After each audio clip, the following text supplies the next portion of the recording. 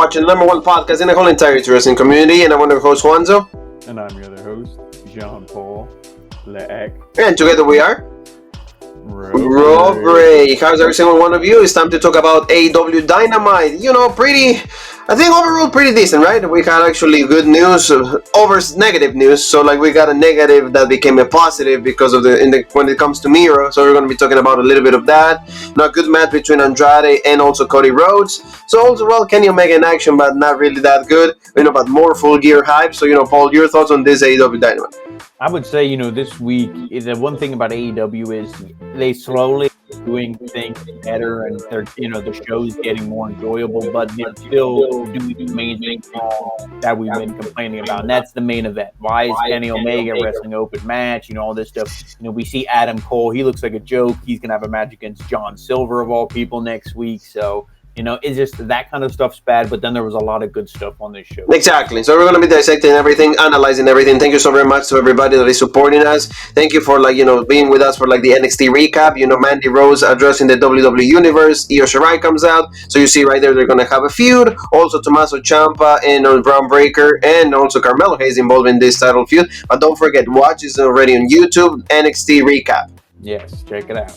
Check it out, family. So, let's talk about, like you said, Kenny Omega. He opens the show. Why is the champion, like you said, opening Dynamite? And he goes against a guy that is, really not, not well known. Is a guy that maybe is trying his luck. Hopefully, he'll get a contract because that's what happens on AEW.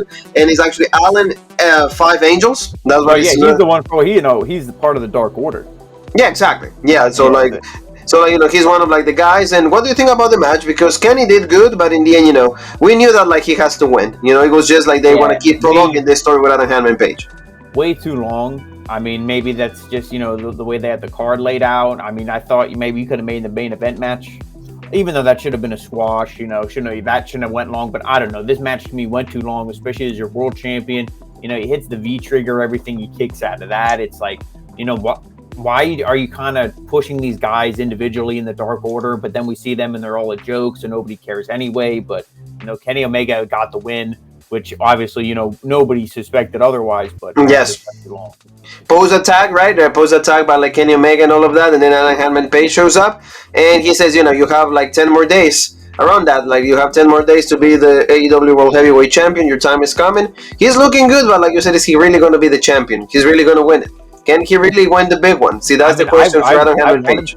He's still one of my top guys, one of my favorite guys here in AEW, but just the way that they presented him, it's let's find a way to derail this guy. He comes back, he cuts a legit promo immediately with the Dark Order, and they're dressed that, he's the Stay Puft Marshmallow Man. But, exactly. This year was good, holding the belt and everything. We got to wait and see what happens in 10 days, like they said on the 14th. Yeah, exactly. We're going to see what happens. Of course, Robert will be live. We're going to be talking about everything that happens in Full Gear.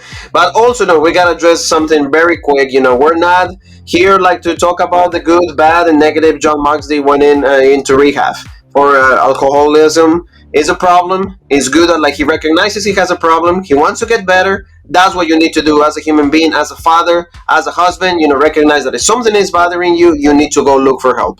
So there you go. We praise him for that, and that's why there was an empty spot in the semifinals of the tournament. There was reports that he didn't want to be involved in this because probably I think writing that book probably made him come out of a lot of things, things that he had hidden and stuff like that. But they added Miro. So Paul, again, Tony Khan found a way to make this a positive rather than a negative, and then we're gonna see that in the main event with Orange Cassidy. So don't you think this was actually good? And we wish him good luck to John Moxley. Also Glenn Davison, the big fan of John Moxley. There you go. Hopefully he gets better, and when he's ready to come back, we see the best version of him. Yeah, no, I agree with everything you just said 100%. You don't want to see anybody struggle with this. You want to see him, get help and, live the best life that he can, come back, be a better, person to his family and also most importantly to himself. And, this is good. Miro's the one guy who he's so good. He's the one guy who, even more so than CM Punk, we're going to talk about CM Punk in a little bit, but Miro's the one guy, anytime he's on TV, a segment with him, I want to see it. Because to me, He's the most entertaining. He's the most, I love his promos. Everything. So him being added to this, I'm him and Danielson at Full Gear, badass, and I wouldn't even be upset if he wins. No, hopefully he wins because that will be even better. You Yeah, know, that's I what I don't mean. mind Like seeing Kenny Danielson Omega put him against over. Miro. Yeah. Yeah, it will be fine. But like you said, CM Punk, he talked about John Moxley for the beginning. I mean, he's addressing. They're all supporting him, which is fine. And Punk is in this new phase of him The that he only wants to thing, support. Go yeah, ahead. and we don't got to go word for Punk because he pretty much just said the same thing we said. Like, if you're going through something, get help. Don't feel ashamed. This and that. He put over Moxley, but when I see this, all I just think of is this the guy who made fun of Jeff Hardy for drinking and being and all that. I'm like, you Yeah, know what I yeah. mean? So to me, it's like, I mean, I Babyface. Yeah, know it's yeah, like, yeah, yeah. like I'm like, No, he could easily do that because he would yeah, be like, I'm straight edge. I don't give a fuck. If you have a problem, you have a problem. I don't. But yeah, like but he was obviously he's addressing. full-fledged babyface. Exactly, like he's like at 90,000% babyface. So he's pretty much addressing Eddie Kingston because they're gonna have a feud, and a lot of people are actually really excited about this feud. They look forward to this. Why? Because Eddie Kingston and Punk. What is their versatility, Paul? Their promo work. So Oh yeah, they can really pull out things that are going to be really engaging, and the crowd is going to be really behind that. So that was really cool. So like he says, if Eddie has the balls, I have time to to listen to your bad attitude. Like, what about we have a match and we're going to go see this on Rampage? It's not going to be live. It's probably happening right now. So this is a joke right here, live Friday night. It's not live. So there you go. You're probably recording as we speak. So there you go. We're going to have this match. So it's good. But again, this should have been maybe Full Gear for me. I no, think. yeah. I mean, if you want to have Punk on the show, this would be great. I mean, because the crowd was chanting Full Gear, and he's just like, oh well, how about we do it this time? And they're like, they wanted to see it Full Gear, but no, I mean, no, I don't know why Punk is trying to be the king of Rampage when that show's not doing good numbers. It's like, just give up. That's your secondary show. It's on at a bullshit time slot. Put Punk, have him wrestle on Dynamite. That's your main show. Exactly. That should be where you put your main guy. So I absolutely agree. We got to see a promo by Malachi Black also. He says all these things about Cody and all of that stuff. Oh, Andrade. And they did say that, like, they pair him up because of Selena. There's a report that said, so, they both, they got their way with her probably. I don't know if Andrade completely did, but at least Malachi does. They're married, so all that stuff. So let's talk about now, this is, like you said, this is actually the weakest thing on AEW. And it sucks to say, but like Adam Cole, like the legitness of the Undisputed Era, the seriousness, the individuality. Because he was like the main guy of that show. NXT was pretty much Adam Cole. And now with the Young Bucks, he's playing like third fiddle right now, fiddler. So I don't know, Paul, but like they're saying that like when they lost to like the Dark Order was luck, all of that stuff, and then like Jungle Boy came back, put him in the submission hole, and then also Christian came back. He did Concerto. That was cool for me because I haven't seen Concerto in such a long time. But the fact that like they're best friends with like Jurassic Express, I mean, I don't like maybe that. Maybe on AEW, but we just saw the Concerto and the Hell in a Cell match. I mean, Edge does it too. Rollins and stuff. I mean, or Rollins did it to Edge, whatever it was. No, I mean, I don't. To me, this was Adam Cole. When he speaks again, especially when he's there with the Young Bucks, he sounds so legit. He just sounds so believable. You're like, this guy's great. And Christian shows up, then it's a joke comedy thing. Oh, we're gonna kick your ass, and they see Luchasaurus. Oh, we don't want to fight, and it's like they're backpedaling, and it's like a joke, but nobody's laughing. And then they just beat the shit out of Adam Cole. They just bury him, leave him there dead on the stage. I'm like, maybe he is having fun. But I wonder if there's ever a moment in his head where he goes, Maybe that's not what I signed up for. Maybe that's not what I signed up for. Yeah. Only time will tell you. I doubt it because those are his friends. He's there with his girlfriend. But I just wonder if it's like if this is really what he thought he would be doing. It's true though. I mean, the wars of the two evils, because it's either you go and become Keith Lee's manager, and or this. Maybe, but like I said, maybe they should have never split up the Undisputed Era. That's what it should have been for them because that was like the best version of Adam Cole, like you said. We'll see what happens, but right now, not the best version of him. So let's talk about like the return of Samurai del Sol or Kalisto on Aerial Star. Kind of like a new version of like the Lucha House Party, so to say. Can we say that? I would say almost maybe to be a little bit more legit team, the Lucha Dragons when they were in NXT, when he was in NXT. And they won the tag belts, so we'll go there. But I mean, no, this was, they said, this team won the AAA tag belts before. And also, maybe I was, not paying attention, but I could have swore to God, Justin Roberts, when FTR came out, he said the AEW and AAA. And then they you saw the screen, it cut and edit because they were like, we didn't catch it in time. Because I'm pretty sure he slipped up and said AEW and AAA. But exactly. So you see Justin Roberts was having issues too. I'll have to go back and watch out. But I'm like, maybe he's spoiling Full Gear for us already. But I mean, no, this was okay. It was just, the contrast of styles, but FTR always wrestles a good match. Kalisto is And they good, fought before, remember? NXT and all of that, so they need to understand their styles. What is it? Samurai Ninja? What's his name? Aerial Star and Samurai del Sol. Samurai del Sol. Yeah, Samurai del Sol. I mean, this is. I mean, he's always been good. This was a good match here, and I mean, if they're not going to drop the AAA tag belts back to the Lucha House, Lucha House Party, Jesus, to the Lucha Bros. I mean, drop it to these guys or something, because if they're one of the top tag teams in AAA, I mean, hey, that would be good for them. And because I don't see FTR holding these belts forever, drop these and win the real belts, the AEW. And they will win the ones that you actually want to have. Because they even have, you seen the tights and in the knee pads, like they see like the Mexican flag and the and the American flag. To me, that's like old school though, so I like that. It is legit, but they do it also to like be more complacent or to me more pleasant to like the AAA, so that's why they do it. But like look at that, the red jacket, and their music kind of sounded 80s, a little bit of like Rock and Roll Express, NWA style. I absolutely agree, Paul. Yeah, like good stuff. I mean, and then Kalisto probably right now, if you go and look at like the dirt sheets and everything, it says Kalisto or Samurai del Sol. Kalisto is all elite. Good stuff, because La Salida del Sol is like a beautiful move. He did do that, so that's fine. Hikaru Shida just like give him like the award. Sold what happened last week. Yes, exactly. Yeah, like I know. Wasn't she dead? Wasn't she dead? Like that. And she's fine now, and supposedly she's dating Kenny Omega. I gotta confirm that, but like, here you go. I mean, they both speak Japanese. They like video games. They like anime. Can we find somebody like that? Probably not. I don't know. We gotta be Kenny Omega, right? We gotta be Kenny Omega to do that. This promo, I mean, we can just. This was pointless. They're gonna be facing off in the tournament, but Hikaru Shida is the first woman to get 50 wins in this company.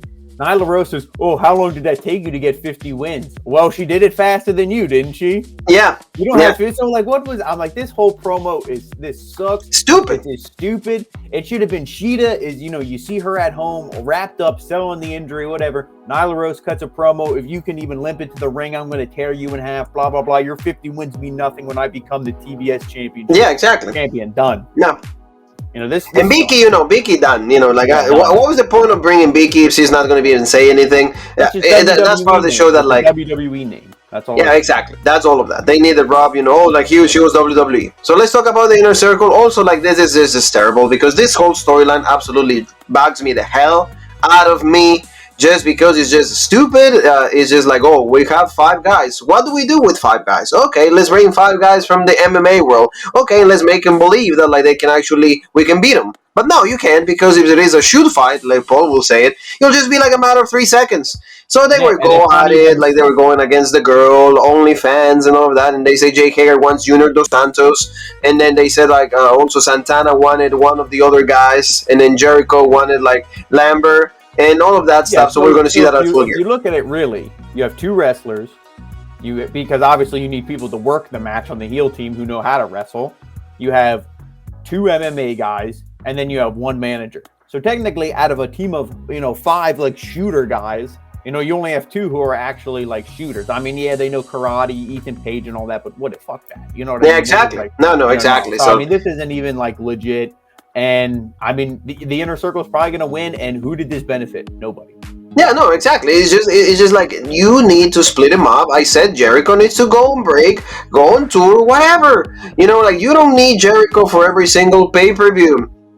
You're like holding them back. You're holding Santana and Ortiz back. You're holding Sammy Guevara back. He is the TNT champion, right? Nobody's fighting for that championship. Oh, why? Because he's like tied up with the Inner Circle. No, again, it doesn't really make any sense. Let's go to Mike Seidel. He's actually congratulating Dan Martin because of his win and everything. And Leo Rush had a few words for him. Like you said, Leo Rush is such a great wrestler, and it's a shame that like WWE never could cash in like the cruiserweight division with him maybe leading. Remember, he became champion, but it was like a matter of months. So like they're gonna have a feud maybe with Seidel also. I like this, but it's just mid card to low card. At most, that's nothing else. That's all it is. I mean, the match quality, all these guys are good, but does anybody care? Is anybody invested? No. Yes. And that's because, like you said, it's just a mid-card feud. It's for nothing. It doesn't make any sense. Exactly. So and now let's go to the next one, and that's just Hater going against Anna Jay for like the TBS Championship. This was good and a good winner too, because Yeah. we won Hater. She's legit. She's one of like the better wrestlers that AEW the women's division have. Britt Baker caused the distraction and all of that, not the destruction, distraction, and in the end, Jamie gets the win. Good stuff, and then we go to see the bracket. Thunder Rosa went against her. That's gonna be a good match. Jay Cargill got also the bypass. And now she got a promo. She said that she's gonna make the title this I'm the bitch or whatever title. So hopefully Thunder Rosa either wins it or maybe like you said Ruby Soho. That will be fun. But not much of importance right here.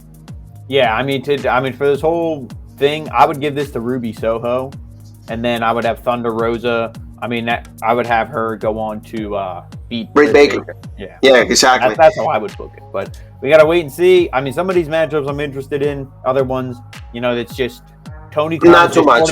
It's just tournament crazy. There's always tournaments going. And we got to see Tay Conti also right there. And remember, Britt Baker had a match with Abaddon on Rampage. That was decent. Abaddon went through the thumbtacks. They tried to break a table twice. Table didn't give in.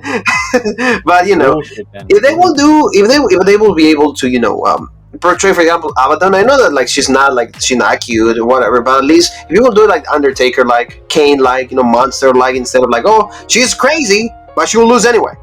Okay, she's crazy, but I don't care. It kills the gimmick. It kills it, exactly. It kills the gimmick. So let's talk about MJF. He called out Darby Allin. He was right there by the ringside, or one of the seats, and then she just said, "I'm better than you, and you know it." All of these things, MJF is the greatest heel ever. But we said it last week also. If he doesn't win, then you're killing his character. You sending him to WWE, saying go out and you are the first guy that goes from AEW to the other side. Darby Allin also had a few words with him. They go at it. Anything with Darby Allin because Sting is involved, I'm not really looking forward for that. This guy should be on its own. Sting kills his character for me. Yeah, I mean, maybe Sting is supposed to replace that uncle that he lost, Yeah. when he said his uncle died in that car accident or whatever. Who really knows?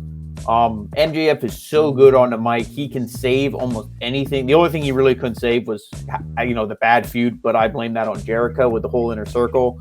But I mean, he makes this interesting. They are two of the young pillars of this company, the guys who, they're going to carry this into the future, I believe.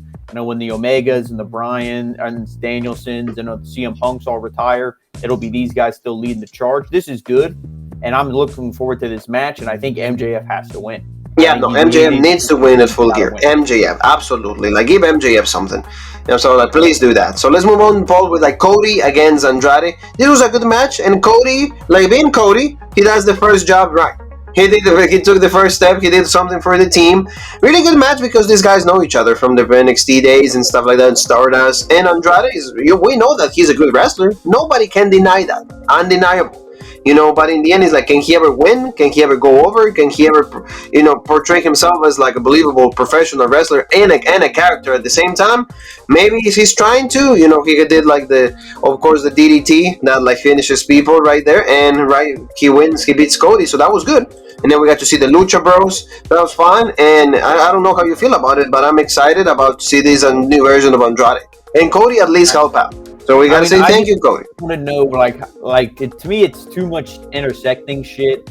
I mean, I get it. The Lucha Bros, they're feuding with FTR, but then what is But I guess it's because Andrade paid them, So I guess there's that connection. But to me, it's the one thing I always kind of complain about with Tony Khan's booking is it's not that it's overcomplicated. It's just because you can follow it. It's just he takes all these feuds and just intersects them. And it's just leave He ties everything into one big feud. Yeah, it's just leave them in their own feud. And it's all just to set up 6-man tags or this or that, because then Pac's going to join the babyface side. And then Malachi's going to join the heel side. And there's going to be an 8-man tag. And then Arn and Tully stared at each other. So it's going to be a 10-man tag. And it's I do not care. 12-man tag. Yeah. Whole roster against, the whole Dark roster against the Rampage roster against exactly. It's way too much. It's a little bit too much. But despite that, at least Andrade got a big win. Yeah. Probably his most important win on AEW so far.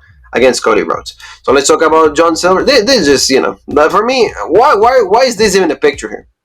Yeah, this is, and it's because they're gonna have a match with Adam Cole. If Adam Cole doesn't beat him, called him some stupid nickname, and he's like, I'm gonna, this to me buried Adam Cole, and Adam Cole wasn't even on the screen. Yeah. This guy just talking about Adam Cole and saying all this stuff, and the fact that he's going to have a match with him, and they hyped it up, and the crowd was into it. I mean, it just buries him. That's why I said, I'm not saying he regrets leaving, but is this really what I wanted to be, or did I think I'd be going against, in the main event, going against Adam Page and, Darby Allin and John? I mean, he had the match against Paul, it's probably the first and only time that Adam Cole is the tallest man in the match. You know what I mean? Probably. Look at this. I don't think they actually had to edit heights there. I think that's like. This is Photoshop enhancement, right? Yeah. But to me, again, if Adam Cole doesn't beat this guy in less than 5 minutes, what's going on? I'm sorry. This will be competitive because they like Silver. But for me, a former NXT, champion, as good as he was, and then he has to struggle with Silver. Only maybe we're watching the wrong thing, or maybe we believe the wrong thing, but we're not going to change just because they won. Then we said Pong and Aiden Kingston, that's going to be also Rampage, and we're going to see the Bunny against Red Velvet. Here we'll see Red Velvet go over. The Bunny's just this is a shadow of herself in the days of Impact, so Red Velvet is the girl that they're going to push. We'll see what happens. Main event, Paul, Bryan Danielson, he was on commentary, just because, of course, he's going to be in the finals of the tournament for number one contender. So tell me a little bit about Cassidy and also Miro, because you're loving this, and at least the right person won. I love the promo before this where he's like, pretty much, he's like, I complain, he's like, I questioned God and all this stuff. I'm going to carve my own path. And, then I was presented with this opportunity in this tournament. He's like, maybe it's because I looked up in anger that you looked down on me in fear. And, you're scared of what I'm going to do. So now you're rewarding me with all this stuff. But, let's pretty much see if I'm going to win this whole thing. And he's like, you should fear me because but then he incorporates his wife and because he's like, I love her. I do it all for her. So maybe we're waiting for her to debut or something. That'd be cool at the pay-per-view. If he comes out with Lana or, CJ Perry, whatever the hell you want to call it. That would be badass debuter there. But obviously, there was a couple moments where you thought, oh my God, is he going to lose? Especially when the count out on the outside. It's like, that was like a 12 count. He's like 9. It was like a forever for him, but Miro finally got back in, right as he was about to say 10. The match goes on, the beach break, everything, but eventually, big Machka kick, the game over accolade, camel clutch, whatever. He taps out immediately, as he should, because he is a joke. Miro wins, and, we see this. And like I said, Bryan Danielson is most likely going to win. But to me, if I would do the whole, the old school booking, it's not even, I won't even say WWE. It's just how wrestling has always been. If ever there's like a substitute and it's crazy and it's whatever, sometimes you push that guy all the way to the end because it's a surprise. Nobody saw it. Nobody thought you could win. Bryan Danielson and Moxley, Danielson's going to win. Now here's Miro. Miro's been unstoppable lately. Yeah, he lost to Sammy and all that. To me, I don't know. That was bad. But that was a bad decision. We got to say it. We got to be clear about it. That was a bad decision. They should have never done it. I would love to see him win, but no matter what, whoever wins, I think this match is going to be good. It's going to be good. No, I'm rooting for Miro just because, like you said, the biggest transformation right here is Miro. Wearing the Mickey Mouse stuff and all of it, and how that he was the best man for Keep Saving. Look at him now. That's the Miro that we should have seen, even on WWE. That's way better than Rusev. That's the version of Miro, so that's what it is. So family, thank you so very much for the support. Tomorrow, don't forget, it's going to be NXT UK for you guys. We're going to be talking about Noam Dar as the new, of course, Heritage Cup champion and a lot more stuff. So please be with us. Don't forget to subscribe, hit the bell for notifications, and also support us in the rest of the social media waves. Wherefore. And that is Rope Break on Facebook, the OG Rope Break on Twitter, Original Rope Break on Instagram, Twitch, and TikTok, and of course right here on YouTube, the home of the #1 podcast in the YouTube wrestling community, the Original Rope Break. And you and me have one more thing that is left to say, and that is...